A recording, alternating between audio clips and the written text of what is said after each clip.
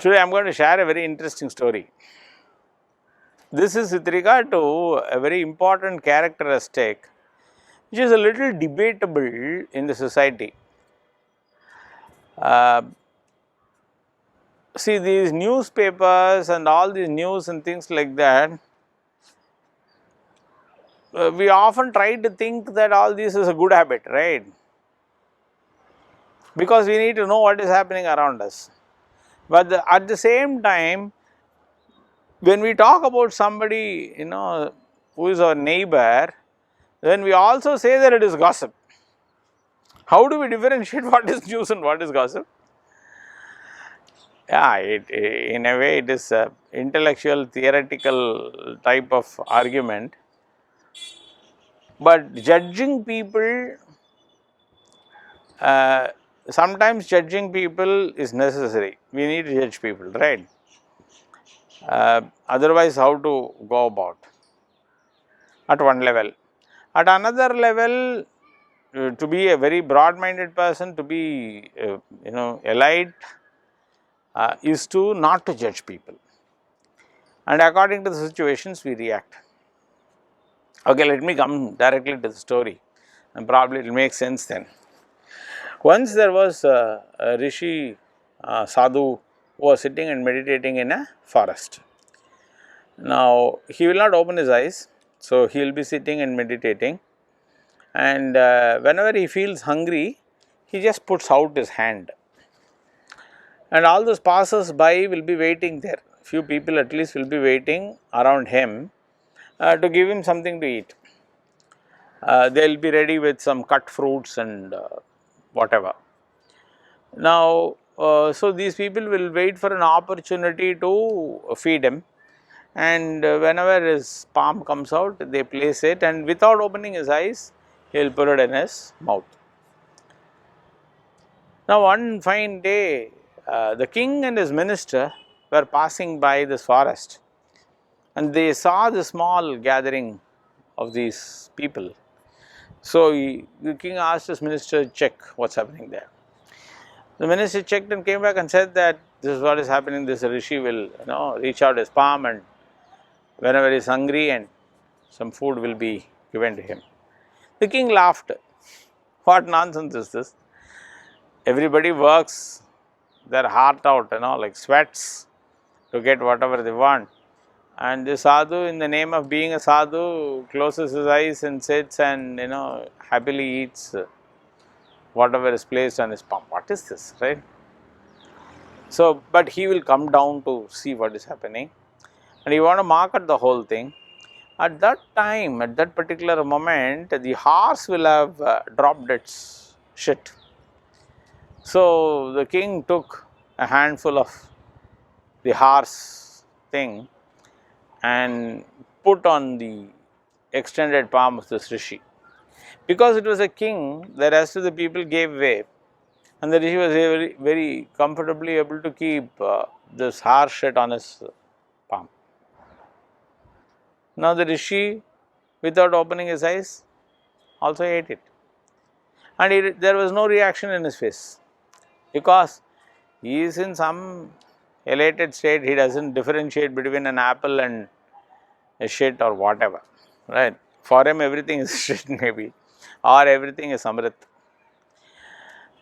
Now, this minister got a little, depressed out of this whole incident. He was upset.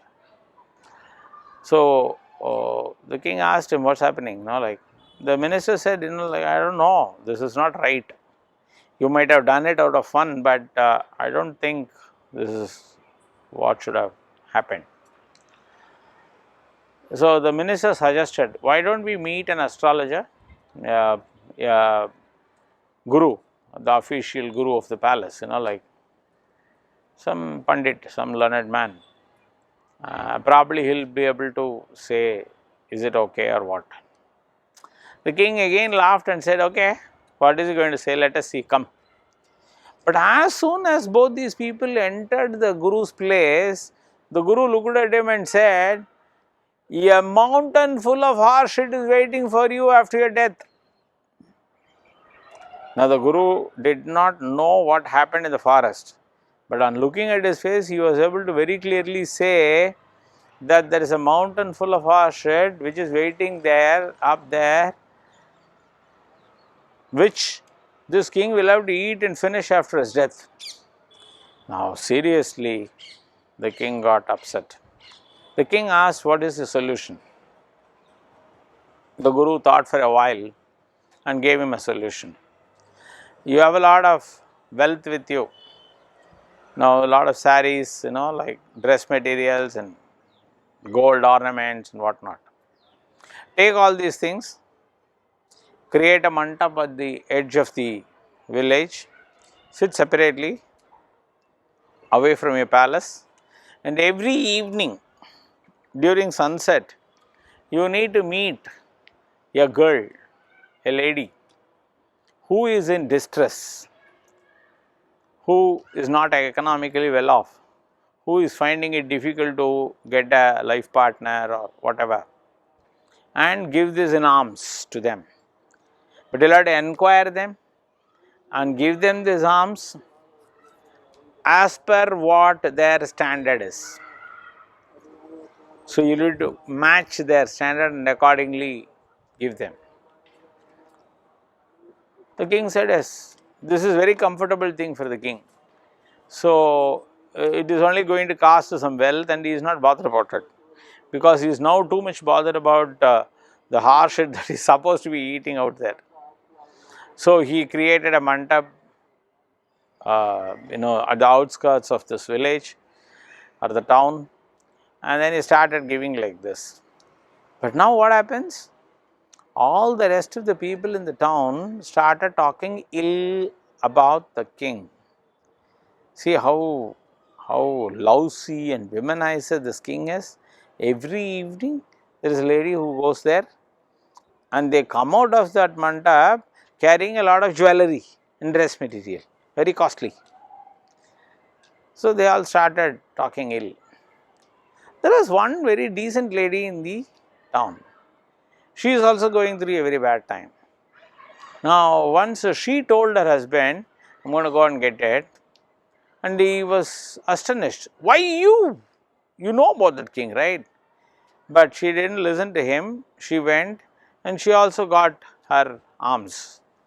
Everything came out.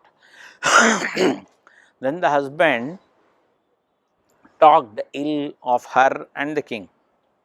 After he finished, she happily said, there is a small bit of horse shit left in the huge mountain up there, and you got the last piece of it. So this king is now relieved of his sins. Now,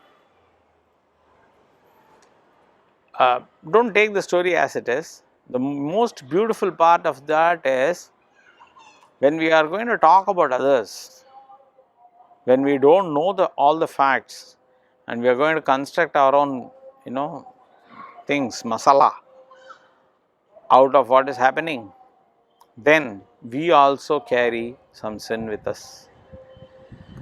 So to keep our mind clean, it is better not to make unnecessary gossip on anybody. I don't want to take this as an advice. No, I don't want you to do that. What I am trying to say is, like there is a consequence for everything that we do, and it is a symbolic way of representing this consequence. But anyway, there is a consequence. So this story is only a symbolic representation to show that for every action there is a consequence, and we need to be careful with regard to ill mouth anybody on anything. Thank you.